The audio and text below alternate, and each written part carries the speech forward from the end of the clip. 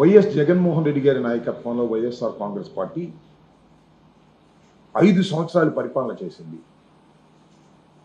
ఈ 5 సంవత్సరాల్లో సంక్షేమం, అభివృద్ధి, ట్రాన్స్పరెన్సీ, ప్రజల యొక్క కొనుగోలు శక్తి, రెవెన్యూ ఆదాయం, మూలధనం పెట్టుబడి ఈ రంగాల్లో చాలా ట్రాన్స్పరెంట్గా పరిపాలన సాగింది. రాష్ట్రం అభివృద్ధి చెందింది. ఈ సంవత్సర కాలంలో చంద్రబాబు నాయుడు గారి పరిపాలన చూస్తే ఎవ్వరికైనా బాధ కలిగేటటువంటి పరిస్థితి ఏర్పడతా ఉంది. చంద్రబాబు నాయుడు గారి ఎన్నికలకు ముందు అనేక రకాలైన మాటలు చెప్పారు. ఆదాయాలు సృష్టిస్తా అన్నాడు, సంపద సృష్టిస్తానన్నాడు, ప్రజలకు ఆదాయాలు పెంచడంతో పాటు రాష్ట్రాన్ని అన్ని రంగాల్లో అభివృద్ధి చెందేస్తాను, సంక్షేమ కార్యక్రమాలు ఇచ్చేస్తాను అని అనేకమైన గొప్ప విషయాలు చెప్పి నమ్మించాడు. సంవత్సరం అయింది అధికారంలోకి వచ్చి. ఇవాళ రాష్ట్ర పరిస్థితి చూస్తే దయనీయమైన స్థితికి నెట్టబడతా ఉంది. తిరోగమనంలో రాష్ట్రం వెనక్కి వెళ్తూ ఉంది. చంద్రబాబు నాయుడు గారు వచ్చిన దగ్గర నుంచి జగన్మోహన్ రెడ్డి గారి మీద ఏం బురద జల్లుదాం, ఆయన ఏ విధంగా వ్యక్తిత్వ హననాన్ని చేద్దాం, జగన్మోహన్ రెడ్డి గారి రాజకీయ పార్టీకి సంబంధించినటువంటి వ్యక్తుల మీద ఏ విధంగా క్రిమినల్ కేసులు పెడదాం, వేధిస్తాం, జగన్మోహన్ రెడ్డి గారు చుట్టుపక్కల ఉన్న వారి మీద లేనిపోని కేసులు పెట్టి ఆ కేసుల్లో విరికించి వేధించి భయపెడదాం అనే ఒక రెడ్ బుక్ రాజ్యాంగాన్ని ఆయన అమలు చేస్తున్నాడు. సమయం అంతా, శ్రమంతా, సామర్థ్యం అంతా చంద్రబాబు నాయుడు గారు దీని మీదే ఉపయోగిస్తున్నాడు తప్ప రాష్ట్రం అభివృద్ధి గురించి కానీ, సంక్షేమం గురించి కానీ, ప్రజల యొక్క బాగోగుల గురించి కానీ ఆలోచించే పరిస్థితే లేనటువంటి ఒక దౌర్భాగ్యమైనటువంటి పాలన చంద్రబాబు నాయుడు గారు కొనసాగించేటటువంటి కార్యక్రమం ఇవాళ చేస్తున్నాడు. ఇవాళ మనం చూస్తే ఎంత దుర్మార్గం అంటే, బాలాజీ గోవిందప్ప అరెస్ట్ చేశారు మైసూరులో. చంద్రబాబు నాయుడు గారి ప్రభుత్వం కోర్టులో హాజరుపరిచారు, రిమాండ్లోకి వెళ్ళారు. ఎందుకు అరెస్ట్ చేయాలి ఆయన్ని? ఆయన ఎవరు? ఆయన ఏమైనా రాజకీయ నాయకుడా? ఆయన ఒక చార్టర్డ్ అకౌంటెంట్. అంతేకాదు, ఒక కంపెనీకి, అంటే వరల్డ్ వైడ్ కంపెనీకి, యూరప్లోనే బ్రహ్మాండమైనటువంటి కంపెనీకి, వికాట్కి ఆయన ఫుల్ టైం ఫైనాన్స్ సెక్రటరీ. ఈ వికాట్ కంపెనీ గురించి 2 మాటలు ఇక్కడ మీకు చెప్పాలి. ఇది 165 సంవత్సరాల క్రితం ప్రారంభించబడినటువంటి ఒక సిమెంట్ కంపెనీ. యూరప్లోనే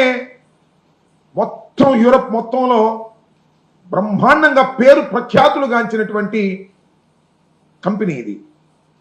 1867లో ఈ కంపెనీని ప్రారంభించారు.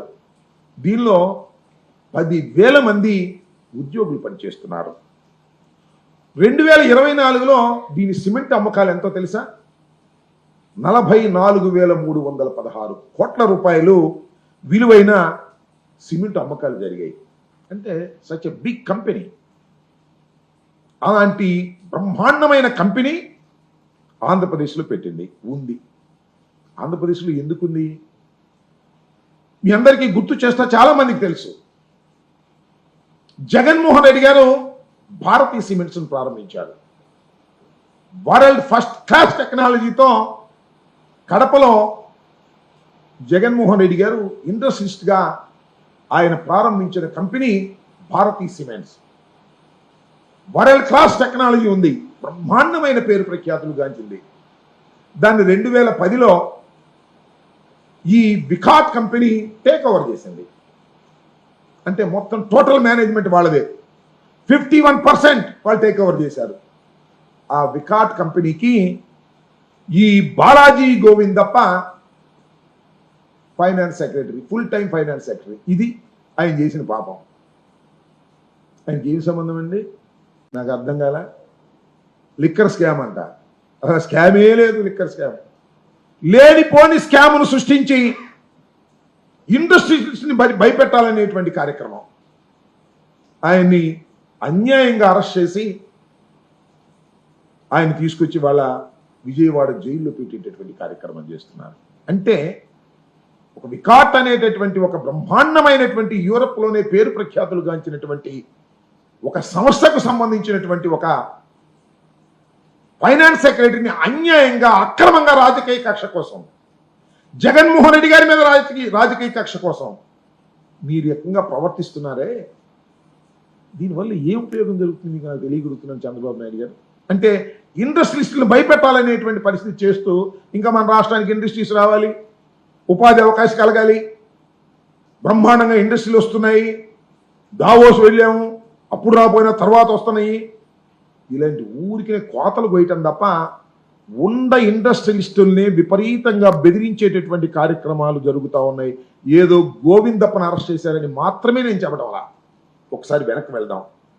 గోవిందప్ప కాదు, సజన్ జిందాల్. ఎవరండి సజన్ జిందాల్?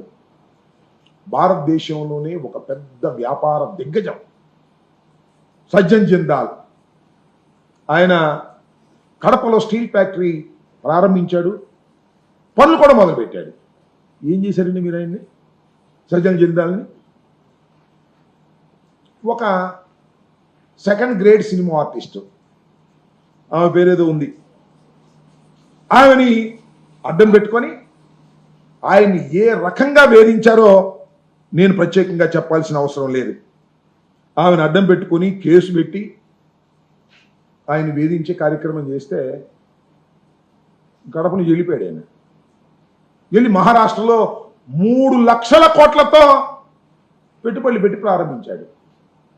ఆ కేసులో మీరు ఏ విధంగా ఒక హీరోయిన్ అని చెప్పబడి ఆమెని, బాంబేకి సంబంధించిన ఆమెని అడ్డం పెట్టి కేసు పెట్టి, ఒక పక్కన సజ్జన్ జిందాల్ లాంటి వారిని బెదిరించే కార్యక్రమం, భయపెట్టే కార్యక్రమం, వారిని వేధించే కార్యక్రమం, దానితో పాటు 3 ఐపీఎస్ ఆఫీసర్లు, ఇండియన్ పోలీస్ సర్వీస్లో ఉన్నటువంటి 3 ఐపీఎస్ ఆఫీసర్లు సస్పెండ్ చేశారు.